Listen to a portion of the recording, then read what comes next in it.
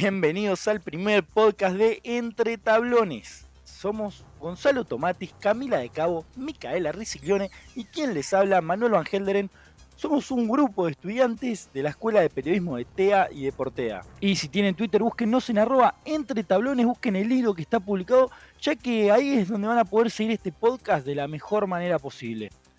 En el marco de esta pandemia y con la suspensión de la actividad deportiva nos preguntamos cuál era la situación económica de los clubes del ascenso en este contexto, ¿no? Pero frenemos un poquito y hagamos un repaso de los hechos.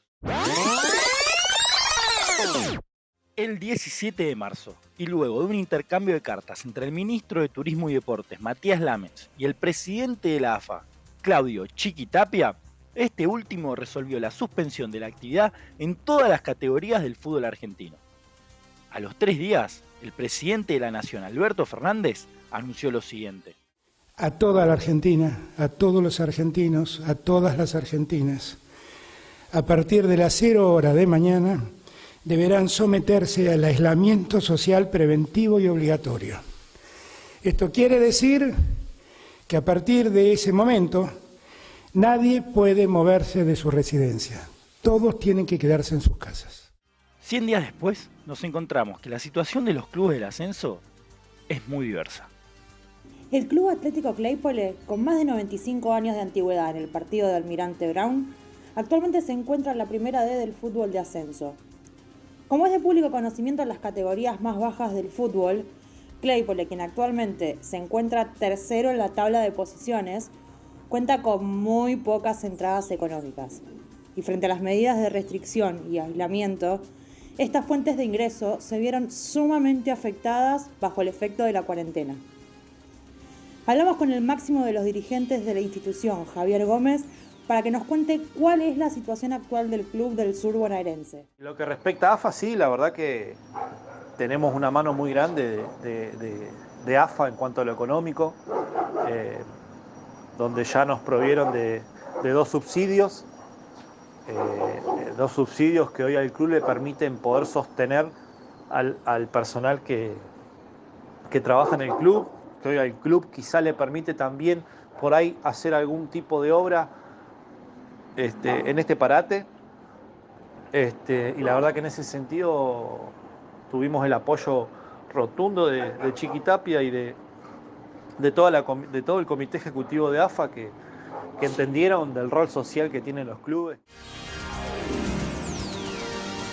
En este caso, la asistencia de AFA sirvió para realizar el pago del sueldo mínimo de los futbolistas, cuyo presupuesto ronda los 200.000 pesos mensuales y sobra un puchito para terminar de construir una tribuna en su cancha.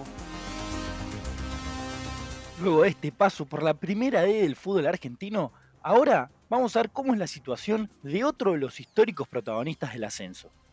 Nos movemos al Bajo Belgrano para hablar del Club Atlético Excursionistas. El equipo del Loco Hausemann, con 110 años de historia, actualmente milita en la Primera C. En este caso, su presidente, Javier Méndez Cartier, comentó que antes de la pandemia el club se encontraba con una situación sólida y estable, ya que habían logrado reestructurar la totalidad de las antiguas deudas y se encontraban honrando todos los compromisos. Sin embargo, con la llegada del coronavirus y tras la suspensión de las actividades, la situación económica comenzó a complicarse. Si bien Méndez Cartier aseguró que Excursionistas se encuentra al día con sus empleados y planteles, debido a la merma de ingresos y a cómo esto afecta el flujo financiero, desde la dirigencia se vieron obligados a prorratear en 2 pagos los sueldos mensuales del plantel masculino. Con respecto al mayor ingreso que tienen los clubes del ascenso, desde AFA están cumpliendo con los pagos de la televisación y lo han reforzado con un subsidio extra.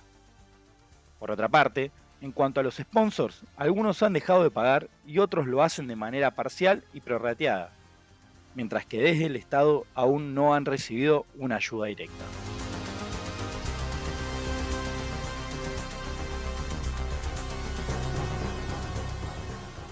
Veamos el caso del Club Atlético Acasuso. Actualmente militan en la Primera B Metropolitana. Su sede está ubicada en pleno barrio de San Isidro, en la calle Alsina al 400 en una esquina. Es el típico club de barrio que está involucrado en la historia de los vecinos hace casi 100 años ya. Como en todos los clubes, la intención siempre es competir para llevarle una alegría a los hinchas y de paso también llevar un premio económico a la institución. Durante la pandemia el club se vio muy perjudicado. Si bien la sede es chica, habitualmente está llena de movimiento gracias a su pileta, el gimnasio y el bar que funcionan plenamente y que el club da en concesión a privados para que lo exploten. Debido a la cuarentena, quienes tienen estos contratos, que son ni más ni menos que trabajadores de clase media que hace muchísimos años los tienen, no reciben los ingresos habituales, por lo que el pago al club también se dificulta. Hablamos con uno de los dirigentes del club para que nos cuente cuál es la situación actual y aseguró que es complicada. La mayor entrada de plata es la televisación que por suerte AFA sigue abonando. Sin eso sería imposible mantener la institución. A esto se suma que Acasuso entró en el ATP del Estado. Sin embargo, esto solo aplica a los sueldos, por lo cual los impuestos y la mantención de las instalaciones las sigue solventando el club. Uno pensaría que la pandemia ocasionó estragos en la economía y, sin embargo, el dirigente nos contó lo siguiente. Nosotros en el club siempre a fin de mes se hace mucho esfuerzo para conseguir la plata y para poder pagarle a todos, ¿viste? Nosotros desgraciadamente no podemos estar holgados y tranquilos y todo eso. O sea, a nosotros nos cuesta todo el doble, ¿viste? Bueno, también imagínate que el empleado, en este caso el empleado o el jugador o el técnico o bueno, los que tengan que cobrar, saben de la situación que está pasando el club, que en época normal le cuesta un huevo, imagínate ahora. Entonces, bueno, viste, por ahí sí, te atrasás o se lo pagás en 2 o 3 veces o, viste, saben la situación que estamos pasando y, bueno, bancan un poco también. No es esto una empresa, una multinacional que todos los meses tenés la plata depositada en tu cuenta, viste. Acá cuesta un poco más, tuvimos que hablar con los jugadores, ver a ver si, digamos, la plata que usan en viático de descontársela, porque ya que no están yendo a entrenar, nosotros ahí, viste, también es poco, pero bueno, todo suma o resta, como quieras llamarlo.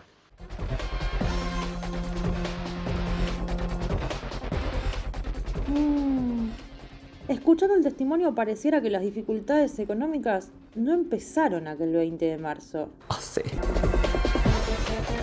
Bueno, y antes de seguir les recuerdo que nos busquen en Twitter como @entretablones, nos den seguir y fíjense que tenemos un hilo específicamente dedicado a todo esto que venimos hablando, así que si quieren seguir la investigación un poco más de cerca, vayan y véanlo. Y ahora sí llegamos a la Primera B Nacional, de la mano del Club Atlético Temperley, que nació el 1 de noviembre de 1912 al calor de la primavera en la localidad de Turdera, provincia de Buenos Aires. Como mencioné antes, se encuentra en la máxima categoría del ascenso del fútbol argentino, aunque más de un capítulo en su historia también se escribió en la primera división. El gerente de marketing y administración del club, Pablo Dubilet, aseguró que hasta el 17 de marzo de 2020 el club no presentaba deudas. Dijo que la comisión directiva es la misma desde hace 8 años y, desde entonces, la entidad está al día con empleados y jugadores. Tal como se acordó en AFA, al día de hoy, los empleados están percibiendo un 75% de su salario sin actividades en el club.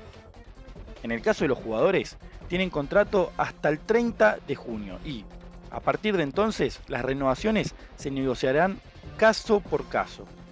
Hasta aquel 17 de marzo en que la pelota dejó de rodar, el club había sumado a sus arcas el 80% de las cuotas de los 6.000 socios activos que tienen. Y desde entonces se redujo 10 puntos, el equivalente a unos 1.000 socios para que tengamos una idea. La segunda pata de ingresos venía del sponsoreo, que según Dubilet, varios tuvieron que cortar la cadena de pagos por problemas económicos, después de muchos años de venir trabajando con el club. Además, hay otras 25 disciplinas amateurs que se practican, que actualmente se están desarrollando en plataformas virtuales. Es por esto que la entidad decidió reducir los aranceles a la mitad, recaudación que era destinada en su totalidad al pago de salario de los docentes que las desarrollaban. Sí, desde AFA nos dieron un subsidio, nos dieron 1 millón de pesos, que fue a mediados de abril más o menos, y eso no fue por derechos de televisación, ni fue un préstamo, nada, simplemente fue un subsidio que fue para todos los clubes de la categoría. Además, bueno, del Estado, gracias a Dios, tanto los sueldos de abril como los sueldos de mayo, o sea, los de mayo que se pagan mañana, nos salió lo del ATP, así que ahí pudimos ahorrar bastante dinero en pago de sueldos. Adicionalmente, para paliar los efectos de la crisis que trajo consigo la pandemia, desde la entidad lanzaron las membresías de socios Plata y Oro, que abonan adicionalmente 1.000 y 2.000 pesos mensuales respectivamente. Además, abrieron una tienda virtual y organizaron torneos de PlayStation. A comparación de la mayoría de los clubes de la categoría, la situación de Temperley es idílica. Junto al municipio de Lomas de Zamora y la ONG No Seas Pavote, dan asilo y comida a 30 personas en situación de calle para que puedan cumplir con las medidas de aislamiento y asisten con viandas a otras 80. Definitivamente, un caso como pocos.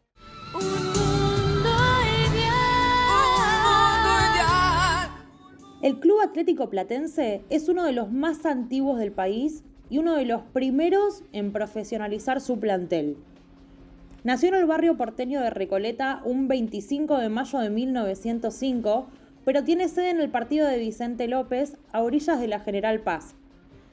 Si bien compite en la Primera Nacional, hay 70 gloriosos años de historia calamar que transcurrieron en Primera División. Según el presidente del club, Pablo Bianchini, hasta el día en el que el fútbol entró en cuarentena, la entidad estaba al día con el pago a empleados y futbolistas y no se registraban deudas de ninguna índole.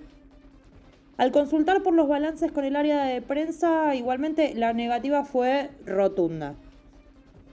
A partir del 17 de marzo, la situación de Platense cambió drásticamente. Ese mes registraron una caída del 65% de los ingresos, en abril de un 80% y en mayo la tendencia continuó. Según su presidente, y cito textualmente, lo que están haciendo es acumular deuda de todos los meses que van pasando.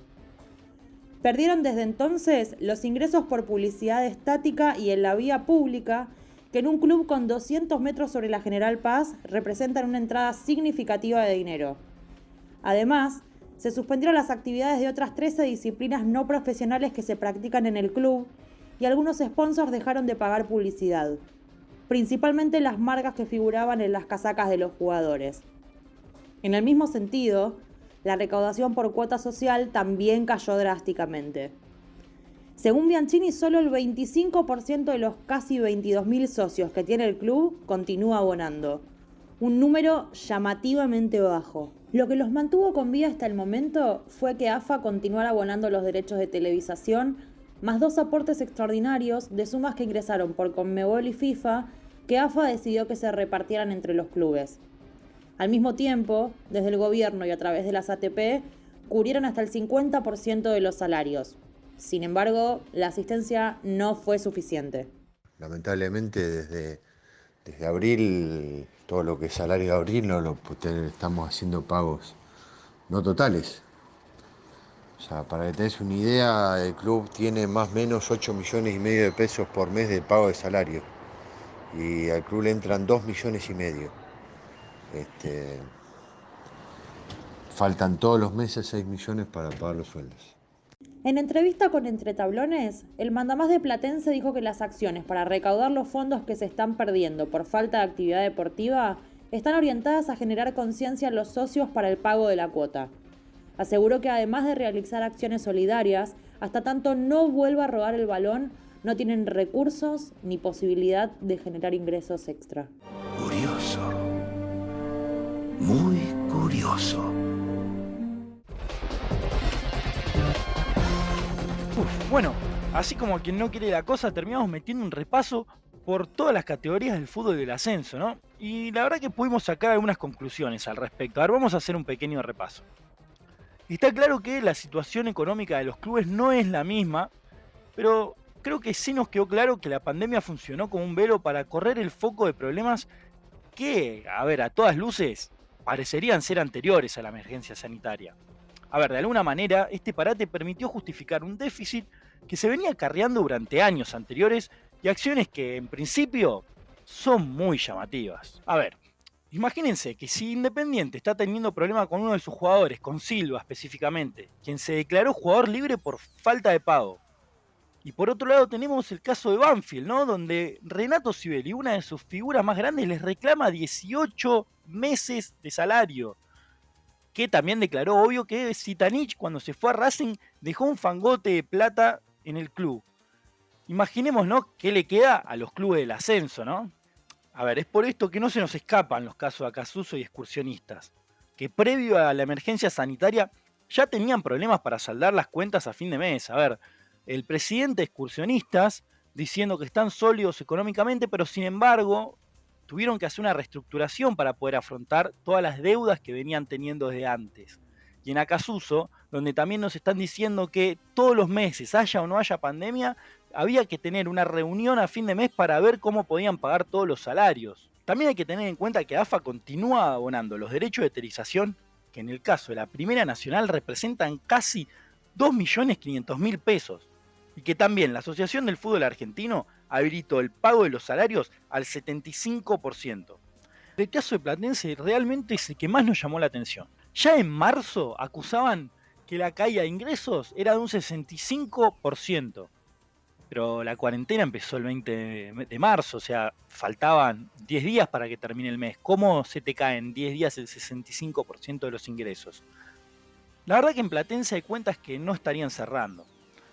En abril ya admitieron que no pudieron hacer frente a sus obligaciones salariales, que según ellos es de aproximadamente 8,5 millones mensuales. Ahora, si AFA te permite que le pagues el 75% del salario a tus empleados, eso te queda más o menos en 6,3 millones. Si AFA te sigue pagando televisación, como todos los clubes admitieron, dado que Platense de la B Nacional recibe 2,5 millones de pesos, o sea, casi la mitad de los salarios.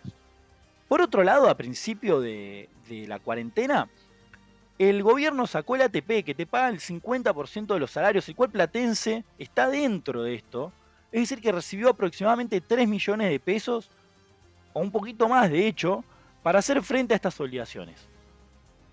También admitieron que desde AFA le dieron 2 subsidios al principio de la cuarentena. Entonces, ¿cómo es posible que a 10 días de haber empezado esta cuarentena, en abril, Platense ya no pueda afrontar sus obligaciones con los empleados? Es por eso que decidimos ir a preguntarles que nos puedan dar algún balance, que nos puedan mostrar un poco los números para poder entender su situación. Y en el momento de respuesta fue un rotundo no. No nos dejaron ver ningún tipo de balances desde la institución. Raro, por lo menos raro. La verdad que observando este panorama nos vienen muchísimas preguntas a la cabeza. Como por ejemplo, ¿cómo es posible que Claypole haya tenido plata de más para poder hacer una tribuna nueva con la asistencia que le dio AFA? Está bien que Claypole no tenía deuda, pero ¿esa plata no sería mejor distribuirla a aquellos clubes que están en una situación peor? Creo que tampoco tenemos que olvidarnos que este año es año electoral en AFA, y que se espera que Claudio Chiqui Tapia presida hasta 2025. La verdad que no nos sorprende que la mayoría de los entrevistados a los que hablamos no tengan más que halagos hacia el actual presidente. La verdad que nos preguntamos si la buena predisposición de AFA para entregar subsidios hubiese sido la misma a mitad de su mandato, por ejemplo.